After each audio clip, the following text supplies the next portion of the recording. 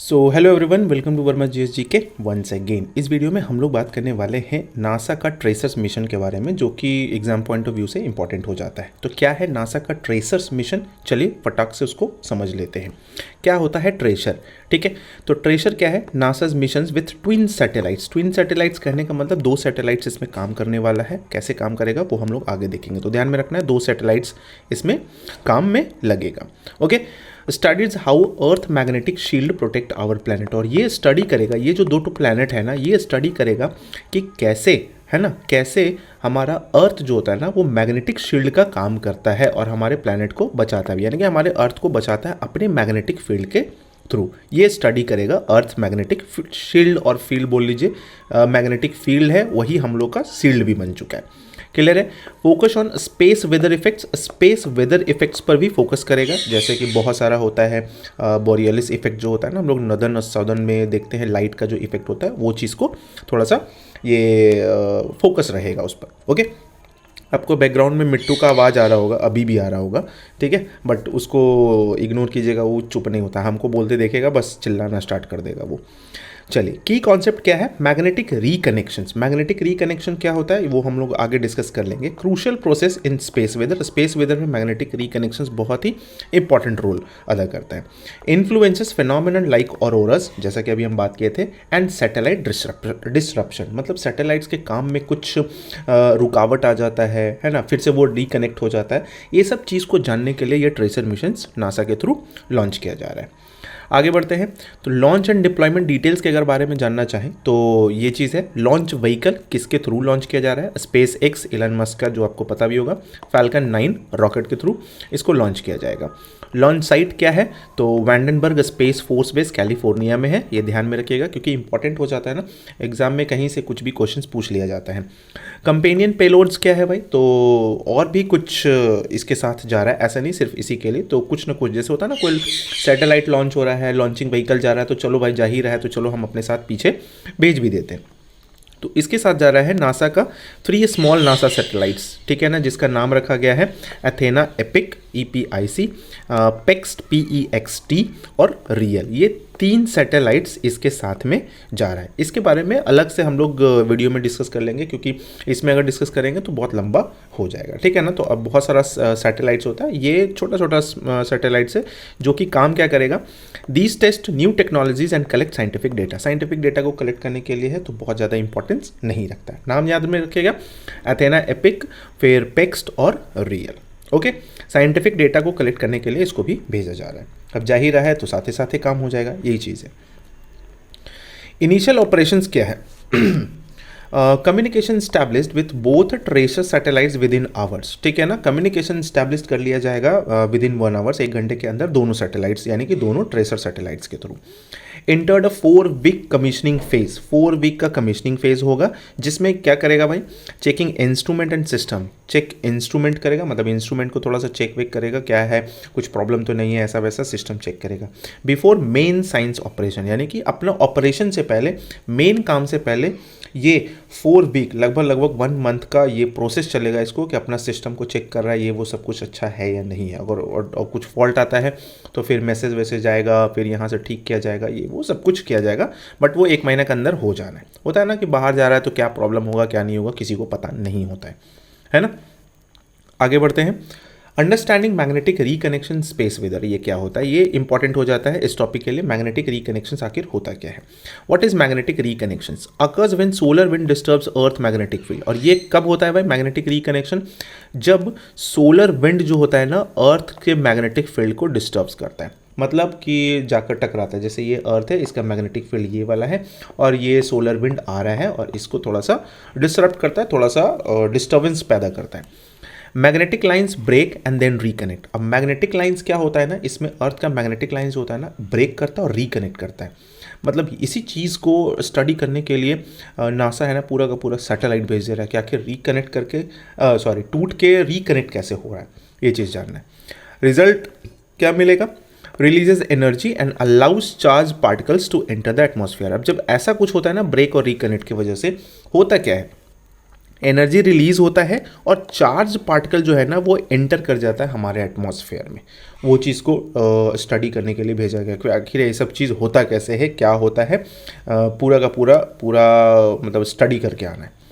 Impact on space weather, space weather पर impact क्या होता है।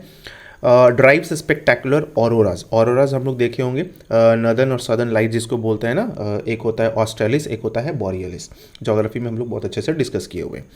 Can disrupt satellites and GPS system, अब सैटेलाइट्स को थोड़ा सा नुकसान पहुंचाता है, उसका डेटा ये वो ट्रांसफर वगैरह में, और जीपीएस को थोड़ा सा नुकसान पहुंचाता है, एक्चुअल लोकेशंस में थोड़ा सा प्रॉब्लम हो जाता है। तो इसी चीज़ को जानना है और इसको सॉर्ट आउट करना है। ट्रेसर्स ऑब्जर्वेशन स्ट्रैटेजी क्या है। Flies in sun synchronous orbit, अब ये जो ट्रेसर ट्विन सैटेलाइट जो है ना वो सन सिंक्रोनस ऑर्बिट में ट्रैवल करेगा।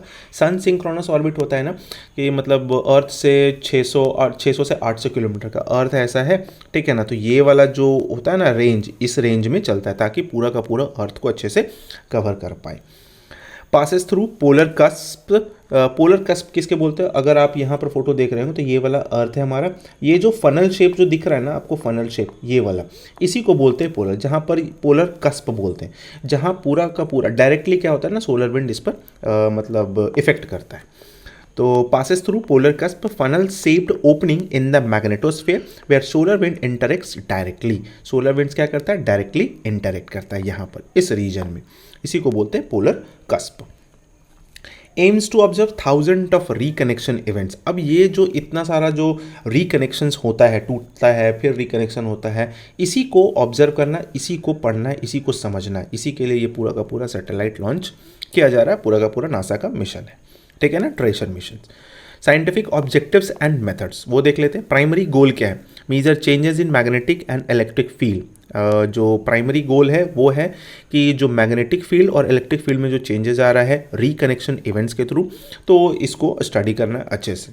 एडवांटेज ऑफ ट्विन सैटेलाइट्स, अब ट्विन सैटेलाइट्स का एडवांटेज क्या होगा भाई, allows scientist to compare data very closely, बहुत क्लोजली डेटा को कंपेयर किया जाएगा, इसलिए दो भेजा जा रहा है कि दोनों अपना काम करें और देखेंगे कौन सा अच्छा कर रहा है, कौन सा ज़्यादा प्रिसाइजली हो रहा है ना, क्योंकि दोनों साइड से प्रॉब्लम हो रहा है।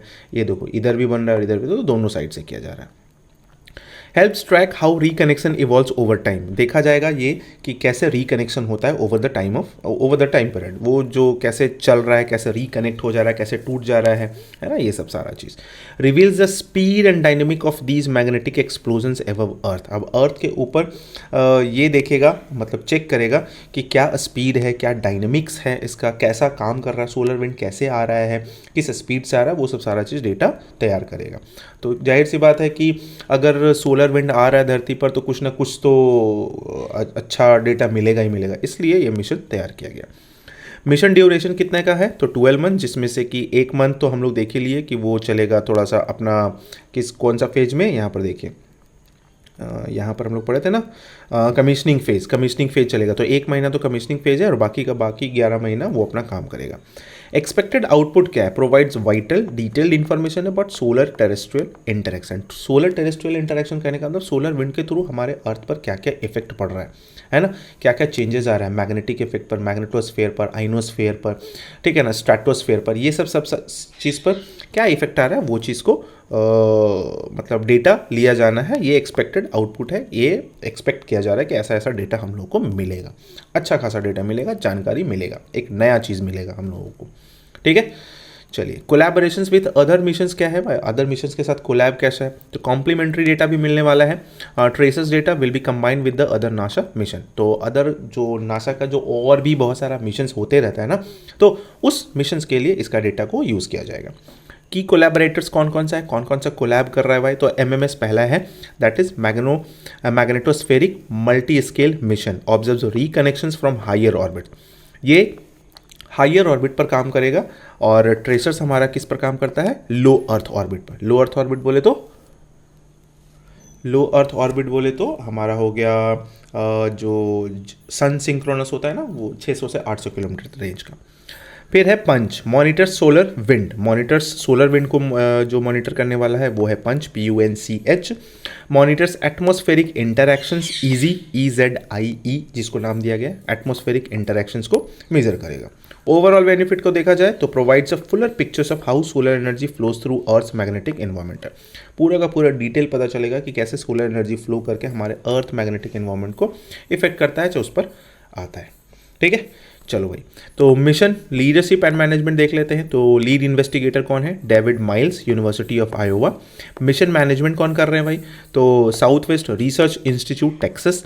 ओवरसाइट यानी कि देखा जाएगा किसके देख रेख में हो रहा है, तो NASA's heliophysics explorer program office. Instrument development कौन किया हुआ है?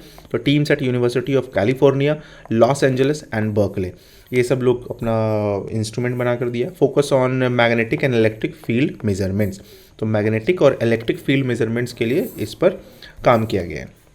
ठीक है, आई होप कि आपको ये पूरा का पूरा मिशन समझ में आ गया होगा। तो अगर आपको वीडियो अच्छा लगता है तो लाइक कीजिएगा, सब्सक्राइब नहीं किया तो सब्सक्राइब भी कर दीजिएगा, और बताइएगा कि ट्रेजर मिशंस के बारे में अगर आपको कुछ जानना है, ठीक है ना, स्पेस वेदर के बारे में, तो कमेंट्स में ज़रूर बताइएगा। ठीक है, चलिए मिलते हैं नेक्स्ट वीडियो में, तब तक के लिए thank you so much, take care, bye bye.